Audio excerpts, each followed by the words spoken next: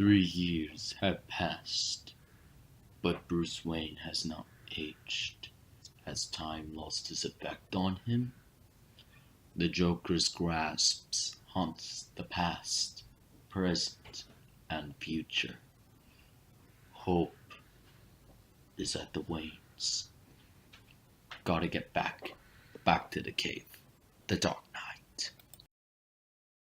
Hey guys, so anyway, like I was thinking, why don't we get to The Dark Knight already? Simply because, well, Batman Begins was such a great flick, why don't we get to the sequel? Yes, and this was directed and produced by Christopher Nolan, Who returns, basically. who directed, co-produced, and co-written this. And this movie is based on DC Comics hero Batman, who is also basically a sequel to The Batman Begins from 2005. And this movie basically stars Christian Bale as Batman / Bruce Wayne. Yeah, in turns it is, and also Heath Ledger as the Joker. Then we got Michael Caine, that plays as Alfred. Then we get Gary Oldman as Commissioner Gordon. Then we get Aaron Eckhart to play Two-Face / Harvey Dent. Then we get Maggie Gyllenhaal to play Rachel. Yeah, and then we got Morgan Freeman to play Lucius Fox. And so this movie basically begins with Dent, Commissioner, and Batman finding out how to team up in order to stop the crimes, which is basically the Joker, who's the main villain. And Christopher Nolan has based this movie off the original 1940 Joker comic, the Killing Joke comic, that was also pretty famous, that was made into a movie, and then The Long Halloween, which was a 1966 series that basically explained Two-Face's origin. Alright, let's get something a little out of the way first. First things first, yes, Katie Holmes, who played Rachel in Batman Begins, did not reprise her role for The Dark Knight, and that's simply because she decided to just film, Mad Money during that year, which, mind you, did not do well, so needless to say, that was kind of her loss, if you ask me. Anyway, so let's get to the review, everybody. Yeah, basically, let's get to the Batcave to watch a movie. So, basically, it starts a normal day at Gotham City, and it might be a normal day until we get a glimpse of this is the Joker, who's being prepared to put his clown mask on. Oh, fun fact, actually, Heath Ledger did not need to put on the makeup for this because it was just a mask. Anyway, so him and his henchmen basically go to rob Gotham City Bank, and so you can see that they take the money, and unfortunately Joker has told all his minions to kill each other before getting the money, and unfortunately when Joker gets his hands tied, a school bus crashes right through the damn door. Yeah, needless to say, in turns, then he asks where are the other guys, and then he kills them. And so these three team up just to stop the stuff that's going on, and we see Scarecrow actually makes an appearance. Again, I fucking hate that mask being the only thing. Anyway, so Harvey Dent is revealed to be dating Rachel, and that most people think he's the real hero. And then we get to the mob scene where the corrupt Lau has taken all of their money, and of course, because he did that to flee the United States, going to Hong Kong. Yeah, needless to say, and then the Joker comes in basically and turns to try to make a deal. And unfortunately, this guy, his name is Gamble, is offended by what Joker says to him and decides to just kill him. But when Joker fakes his death, he actually kills Gamble and takes over his gang. Yeah. And they all actually sucked up to him about the whole deal he was trying to make earlier because he wanted half of their money. And basically, in turns, Batman gets Lau out of that, and Joker makes a threat, basically telling that if Batman doesn't reveal his identity, basically he's screwed. And that he's going to kill everybody, including the police commissioner. And as a result of that, when he later in the movie literally actually kidnaps certain people, but meanwhile, he actually then impersonates basically a guy, at the show. Almost wanting to actually kill the mayor. And when Harvey Dent actually tries to tell people that Gotham City is safe, he admits that he's Batman. In order so that way that all the blame would actually be put on him. So that he's to be taken into protective custody, in which the Joker hijacks a truck and he chases the SWAT team truck, eventually crashing. It seems to generally actually be a good plan, and also we get this really cool sequence. And in turns, then we get into this big battle between the Joker and Batman. Unfortunately, because of that, he gets arrested. Apparently. Of course. That was all because of Jim Gordon, and because he did that, he was now named the Commissioner of the Police. So, Joker, tell me, what is your master plan? You're under arrest, bastard. No. All right. Anyway, to be seriously, one thing I do really like in terms that this actually did portray Harvey Dent as a real general good guy for the most part of the first half of the film, because that's actually how he was. He was actually at one point Bruce Wayne's friend, and basically and turns and it continued on, and then he became Two-Face, was when actually became the real bad guy of the story. And that's generally something that I did actually in terms like on how what this film actually adapted. The first half of the film, he is a good guy.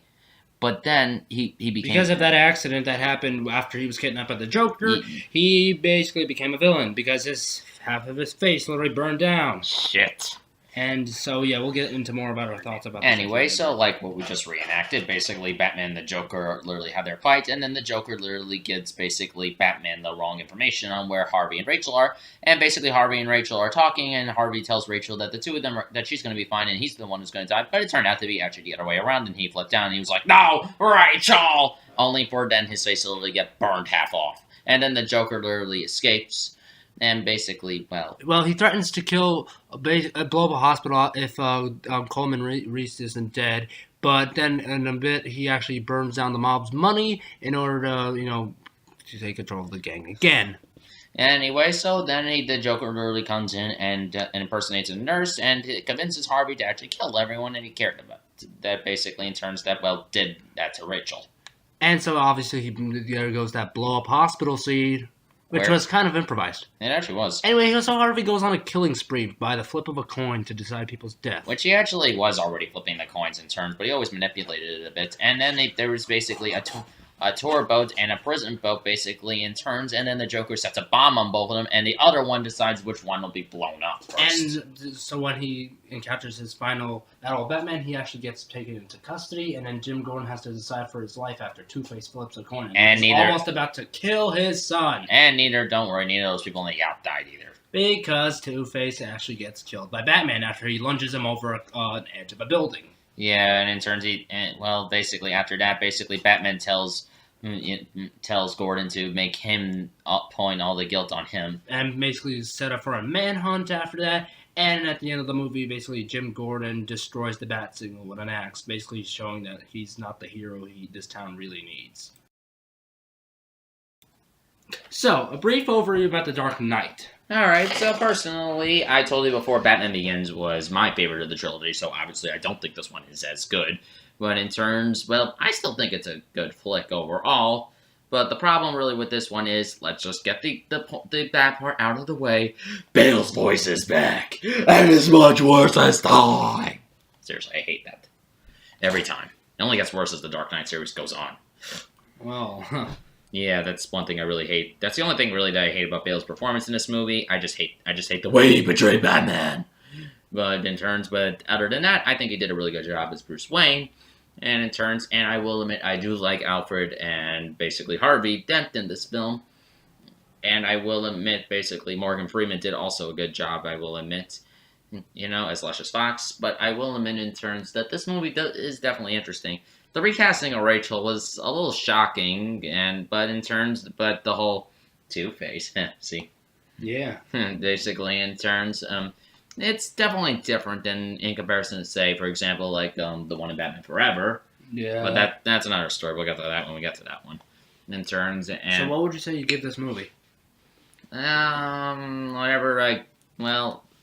It's not as good as, say, Batman Begins, but that's one more because it tackled Bruce Wayne more, if you ask me.